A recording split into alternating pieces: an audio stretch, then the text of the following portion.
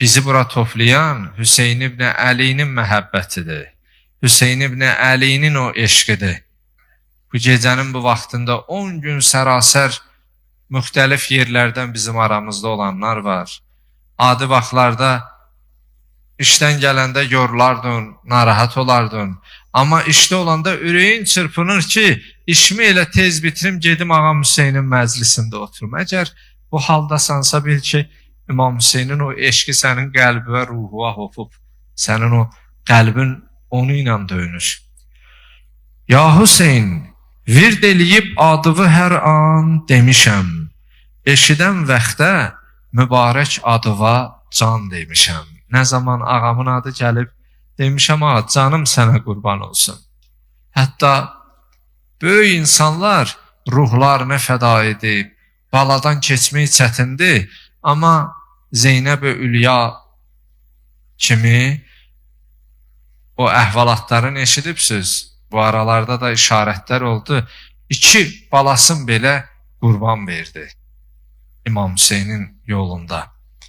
Ya Hüseyin, vird eləyib adıvı hər an demişəm, eşidən vaxtda mübarək adıva can demişəm.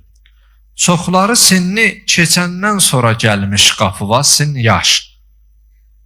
Mən vəli canı fəda adıva çoxdan demişəm.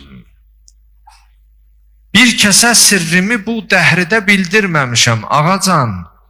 Ya Hüseyin, indi burada hərənin qəlbində bir dərdi var, bir sözü var. Bəzən görürsən ki, insanın elə dərdi olur, heç ata ona da bölüşə bilmirsən, anaya da deyə bilmirsən, ailəyə də deyə bilmirsən. Bəzən dost tapıb dosta da deyə bilmirsən, xanım öz rəfiqəsinə də deyə bilmir. Bilirsən niyə? Çünki tərəfin tutumu odur, zərfiyyəti odur. Əmirül-Müminin Əli ibn Əbi Talib ağa niyə ürək sözünü quyuya deyərdi? Kumeyli ibn Ziyad Nəxəi imamın o sözlərini quyuya deyəndə, danışanda qələmə alıb, yazıb.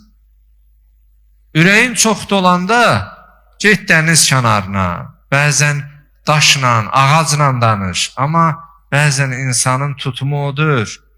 Sən onunla ürəyi açasan, dərd dil eləyəsən.